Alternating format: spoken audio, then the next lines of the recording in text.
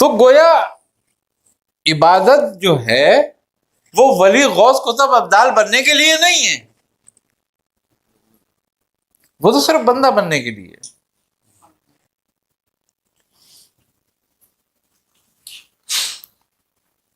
اور اگر تم نیت کر کے غوث قطب ابدال ولی بننے کی کوشش کرتے ہو یا کرتے ہو تو اس کا مطلب یہ ہوا کہ تم تو اپنے ارادے پر اپنے رب کو لانا چاہتے ہو، اپنی مرضی پہ لانا چاہتے ہو اس کو۔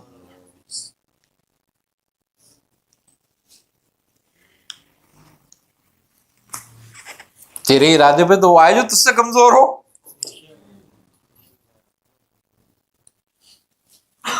وہ تو تجھ سے زیادہ طاقتور ہے،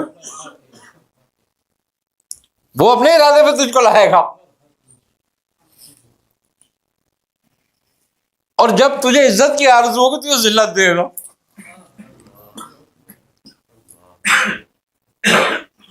اور جب تجھے ولی بننے کی وہ آرزو ہوگی تجھے گمراہ کر دے گا۔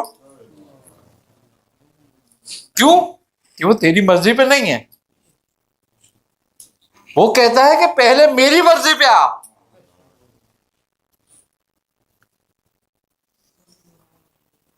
پھر تیری مرضی ہوگی۔ تو حضور قبولیت کی بھی نہیں مانگ سکتے کہ ہمیں قبول کر لے اللہ؟ جب بندے کی سمجھ میں معرفت کے راز آ جاتے ہیں تو وہ کچھ نہیں مانگتا، پھر اس کی خاموش ہو جاتی ہے زبان۔ کیوں کہتے ہیں کہ جس کی زبان خاموش ہوئی سمجھ لو اس کو معرفت ہوئی۔ آدمی جب تک نہیں جانتا جب تک تو کہتا ہے یہ دے دے یہ دے دے یہ دے دے وہ دے دے یہ لے لے۔ اب جو نہیں جانتا اس کے لیے کہنا درست ہے اپنی جگہ پر، اس کو مانگتے رہنا چاہیے۔ کیوں کہ اس کو وہ وہی دے گا جو اس کے حق میں ہوگا، اس کی مرضی سے کچھ نہیں دے گا اس کو، لیکن مانگتا رہے۔ اور جن کو جو اہل راز ہو جاتے ہیں وہ خاموش ہو جاتے ہیں، وہ خاموش اس لیے ہو جاتے ہیں کہ اب جو تیری مرضی تو دے دینا، ہم تو تجھ سے تجھ کو مانگ رہے ہیں اور کچھ نہیں مانگ رہے۔ ابتدا میں جو ہے ابتدا میں سوال کرنا چاہیے کہ اللہ نے اپنے ولیوں میں شامل فرمایا، ولایت عطا فرمایا، قرب عطا فرمایا۔ دیکھو اللہ تعالیٰ کہتا ہے کہ اللہ ولی الذین آمنوا یخرجون من النور من الظلمات الی النور، ہے نا؟ تو اس کا مقصد کیا ہوا؟ یہ تمہاری مرضی سے نہیں کہہ رہا، وہ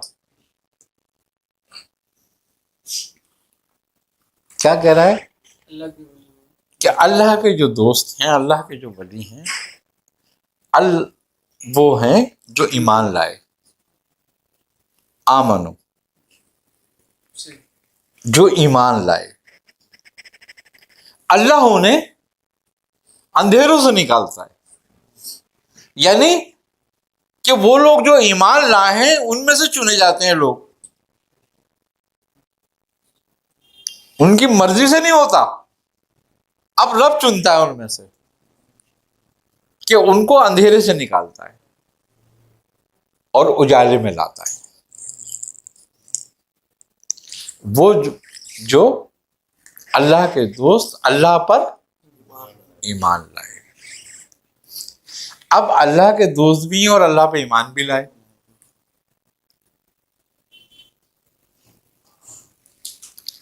ایک جگہ کہتا ہے کہ اور جو ایمان لایا اللہ پر، جو ایمان لایا اللہ پر، اللہ اس کے قلب میں ہدایت ڈال دیتا ہے۔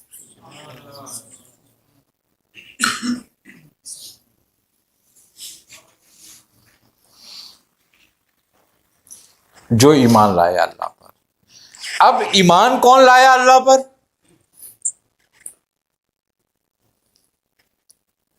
وَيَكْفُرُ بِالطَّاغُوتِ وَيُؤْمِنُ بِاللَّهِ، جس نے کفر کیا طاغوت کے ساتھ وہ ایمان لایا اللہ پر۔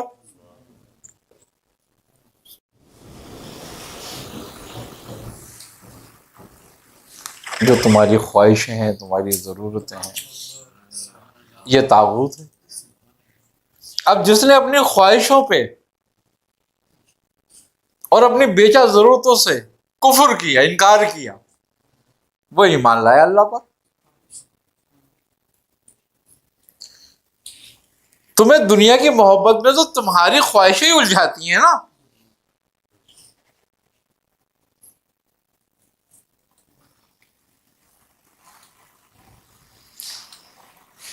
تو یہ ایک بڑا فلسفہ ہے ایمان والے کا کہ ایمان والا کون ہے. خالی وہ ایمان والا نہیں ہو جاتا جس نے کلمہ پڑھ لیا ہو، وہ ایمان والوں میں شامل ہو جاتا ہے، بلکہ ایمان والوں میں کیا، ایمان لانے والوں میں شامل ہو جاتا ہے.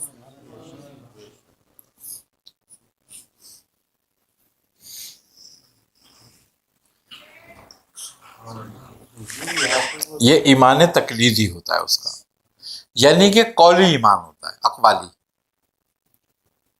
ابھی اس کا فعل باقی ہے. حضور آپ نے جیسے ایک دفعہ فرمایا تھا کہ اس کے بعد یہ کمال فریب ہے، پھر وہ ولایت راضی کرتا ہے کہ میرے تک نہ آ، تجھے ابدال بننا ہے، کتب بننا ہے، تو اس کو بھی آپ نے فرمایا تھا پھر لا کر دو، اس کے بعد پھر رب نے. دیکھو تصوف میں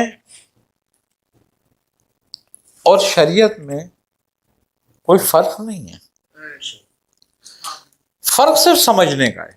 بے شک. اور سمجھنے کا فرق کیا ہے